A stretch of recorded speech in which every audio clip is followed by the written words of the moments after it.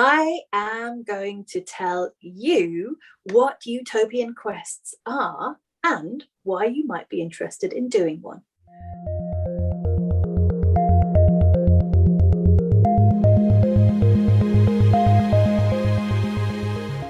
Hi, I am Eliziam and welcome to my channel. This how-to video is all about Utopian Quests, and you are going to find out what Utopian Quests are, why you should think about doing one, and how you can find one. And in order for me to get the answers to this fascinating topic, I am joined by my very good friend, business partner, co-creator, co-collaborator, and co-host, Andrew. Hi, are you there? I'm here. Thanks for that really wonderful build-up, Eliziam, and good to see you again. How are you? I'm great, thank you. How are you? I'm good, thank you very much. So let's get into this straight away. Andrew, what is a Utopian Quest? Okay, quests are a good way of earning badges, and those who are already on Scribble, one of the Utopian community platforms, will know that you can earn badges for doing all sorts of things, but quests are a really good way of doing it because they also give you a little lesson in something. So if we take Haiku as an example, there are 5 levels for the Haiku badges, going from 1 to Guru, and with each badge that you take, you learn a little bit more about Haiku, about the history of Haiku, what it is, how to write them, and you can do quests in poetry and in various other things. We also have quests which are tools. So there's a writer's journal, for example, as a quest. And each quest that you take also can give you some total state of presence points. And so it's helping you with when you're sitting in the index for members. It's helping you build up your presence within the Utopian community. And as a result of that, you're also earning salt and pepper, which of course is our on-platform currency. So hang on a minute. That was my next question. Why should we think about doing a quest? And you have just explained it so beautifully. So quests are a way of increasing our total state of presence points. And this magical algorithm is how we can validate that we are being engaged on the platform. And just as you have just explained, that is a way of increasing our salt and pepper balance, which of course is our virtual currency. And it is that virtual currency that allows you to trade physical or virtual skills, goods and services with other Utopian users. Yep, that's absolutely right. And of course, we are lining up a number of new communities.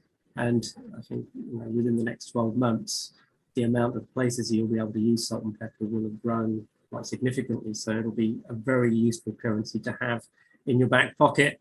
And the other thing about badges and quests is that if you complete certain badges, it unlocks other badges. So if you do the quests for Haiku 1 to Guru and then for poetry 1 to Guru, you then can unlock the 5 Bard badges. So that's a good example.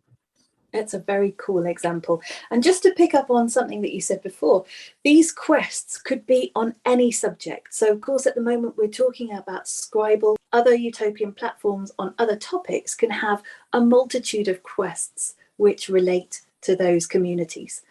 Absolutely. That could be anything from learning meditation or breathing exercises through to the things that we're talking about, through to an unlimited number of other subjects and topics, just dependent on what community you're actually in. Fantastic. Okay, so what we need to do now is to show everybody how to locate those quests.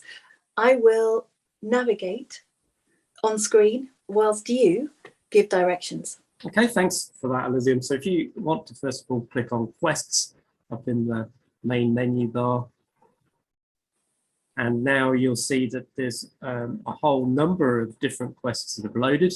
We can narrow that down. So if we actually select in the menu that's actually found within the quests list, if we select Haiku, now we can only see the 5 Haiku quests, and we can go ahead and we can actually join Haiku level 1. And we can see that it's free to join, and we can see all of the different pieces of information about that particular quest. And then when we're ready to actually start doing it, over on the left-hand side of the screen, we see a full list of all of the different tasks that we have to complete in order. When all of those tasks are complete, we get our badge, we get our TSOP, and we get our salt and pepper currency. And it's worth pointing out, isn't it, that all of the badges that people have achieved are added onto their profile, so that when you can see their name, you can automatically see the kudos that they have achieved right next to their name.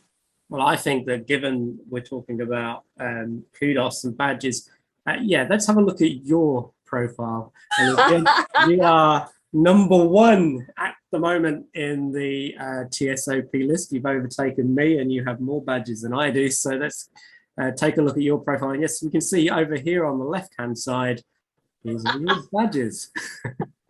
Yeah, thanks ever so much for that. Yeah, okay, well, I am absolutely chuffed to have received my badges. So you can see that not only have I got the early adopter, I'm Haiku level 1, you're an authorized reader, I think. You are, I think you have the poetry level 1 as well, actually. You've got the Christmas badge. There's all sorts of goodies you have in your badge account. And actually, while we're here, and we keep talking about what a total state of presence is, it would be useful for you to show maybe a little bit more of your profile. If you scroll down, we can actually see all of your credits.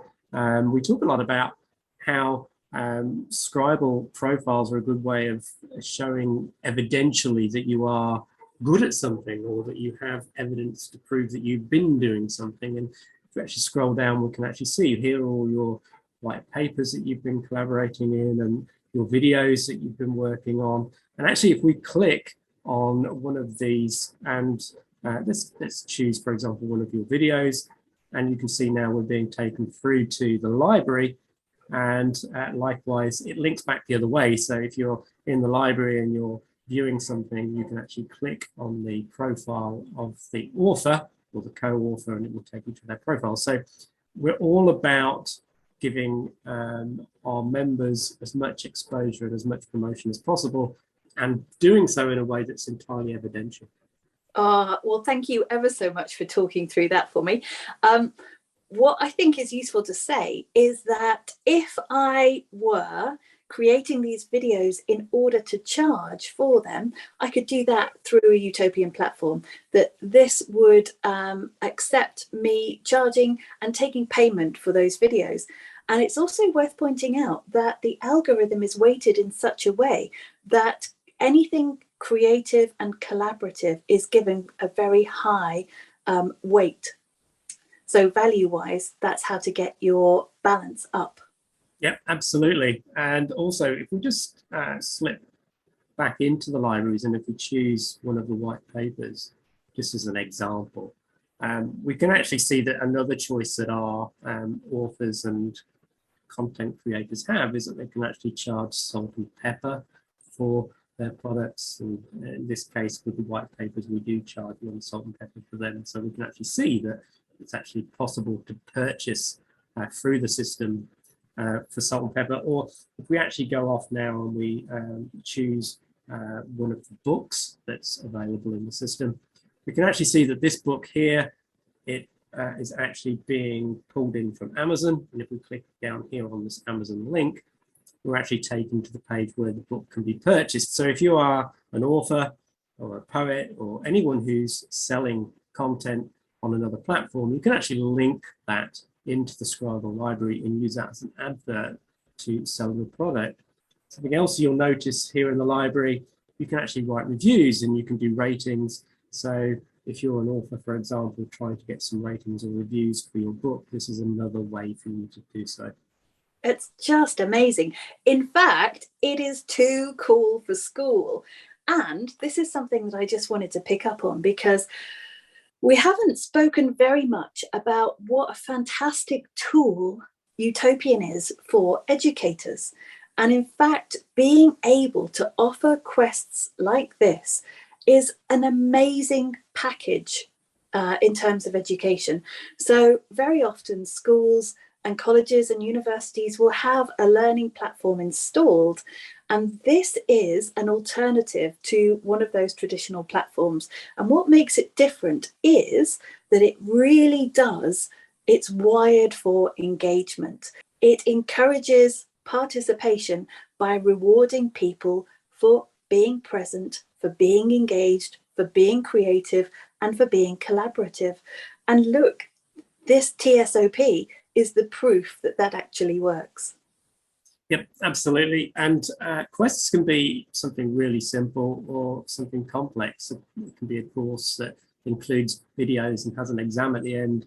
In fact, the Haiku Guru quest has got a very small, I don't want to call it an exam, test at the end, just to make sure that you've learned everything through the 5 quests. And the State of Presence quest is actually made up of videos to show you how to use the platform and where to go and so on and so forth. And of course, another tool that would be useful for educators is being able to set up live events, ticketed events even, that we're setting up at the moment. We should give those a mention.